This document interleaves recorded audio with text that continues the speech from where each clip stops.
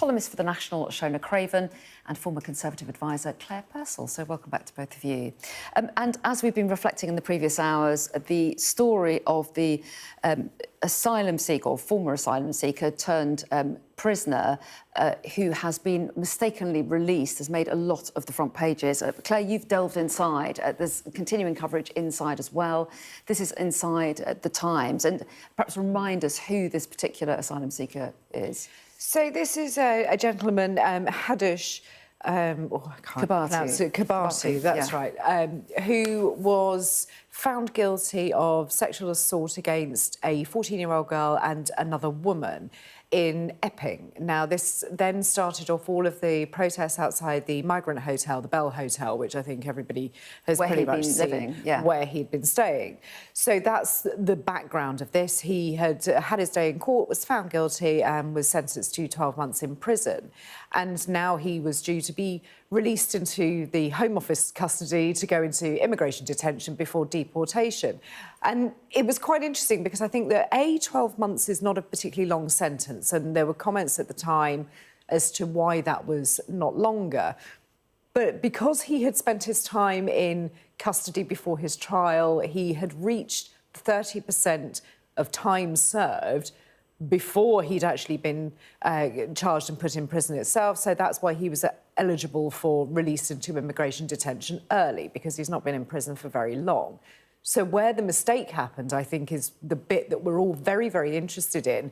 Who has made that decision to not send him off to immigration detention, but to set him free with his plastic bag and probably sort of 70 quid in cash for his onward journey? So I think there are so many questions we haven't had answered. There are so many questions, and actually in the discussion around this story, Shona, you discovered that quite a few people are mistakenly released early, but in this case it's particularly embarrassing for the government, given how this case attracted so much heat.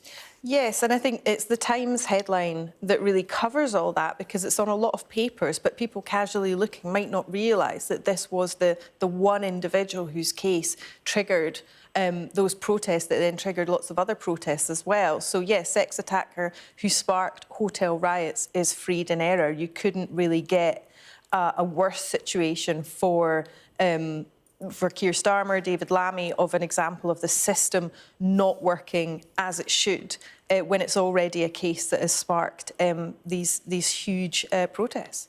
Indeed, and those, Keir Starmer and David Lammy, both calling it totally unacceptable. David Lammy saying he's livid about it. So we're going to hear a lot more from lots of politicians, I'm sure, about this, but pressure on the government there, and the manhunt continues. In the meantime, Shona, take us to the front page of The Guardian, because they are reflecting on yesterday's Welsh parliamentary by-election, which was pretty horrific for the Labour Party. It was, yes. 11% of the vote for Labour, 47 for Plaid Cymru, and then 36 for Reform. And so The Guardian has spoken to a number of Labour MPs who have said, you know, when your vote collapses to that extent, someone has got to take responsibility for it. Obviously, this was a by-election. You can't necessarily draw conclusions about what would happen at a general election, but of course there are local English elections, Scottish Parliament elections and Senate elections next May, so definitely people will be looking ahead to think, well, what happens if we get those kind of percentages across the country? And so, you know, we have numerous different anonymous MPs quoted, and some, one is saying that the strategy within Number 10 is totally incoherent. Somebody's saying we're pretty clear, we just can't go on as we are. But, of course, some have also pointed out that there's not an obvious alternative, there's not an obvious successor. So a lot could happen between now and May. So huge questions for Welsh Labour and the Labour Party more generally. And this is Labour heartland. I mean, it's extraordinary, this result, if you put it into the context that I don't think this seat has ever been lost by them previously. So it's very worrying for them. Also for the Tories as well. Traditionally don't do terribly well here, but just 2% of the vote as well. That's right, and the vote share for the Conservatives did go down, so it's not been an entirely successful campaign for them either. But it's, I think, 100 years the seat has always been Labour.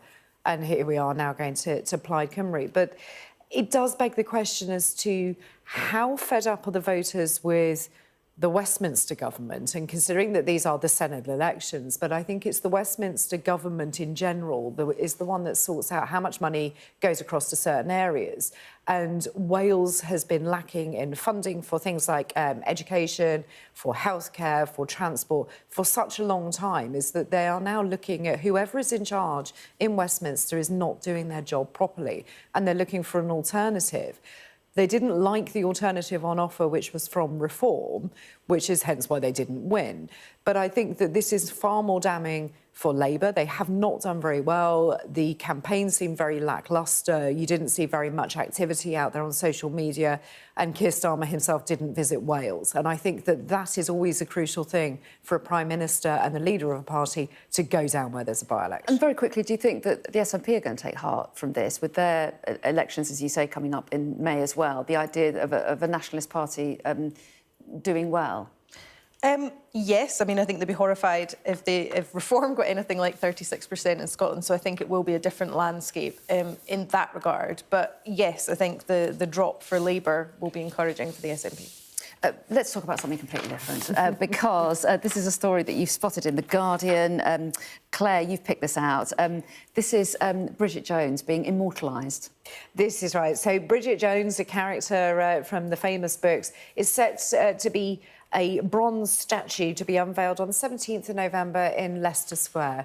Now, being a woman of a certain age, grew up with Helen Fielding's amazing books of the Bridget Jones Diary, and then with Renee Zellweger as sort of personification of that on our screens. Love her to bits. I think the statue is going to be absolutely brilliant, and sort of women are going to flock there, big pants in hand, glass of wine, and celebrate that. And I think it makes life so much more fun when we celebrate people like that touch our hearts and are so normal. And make us laugh. And make us laugh. And they're just us on a screen. And Shona, you were asking the question, is it going to actually look like Renee Zellweger? Because obviously it was a fictional character in a book first. Yeah, but I think that is, you know, she played the part so well. There was a lot of scepticism when she was cast, a lot of annoyance, but I think we have to say she did it really well. I love this quote from the co-chairman of Working Title, which made the films. He says he's overexcited about the development. That's the way we all should be, overexcited about something on a Saturday morning. That's probably something that Bridget Jones herself would be. You can imagine, isn't it? It's very Bridget. Very overexcited. The launch needs to involve some sort of pratfall by someone. It does. Yes, exactly. Well, we'll all go and visit that in Leicester Square, I'm sure. We're out of time. Really lovely to have your company, both of you, this morning. Thanks very much indeed. Thank you.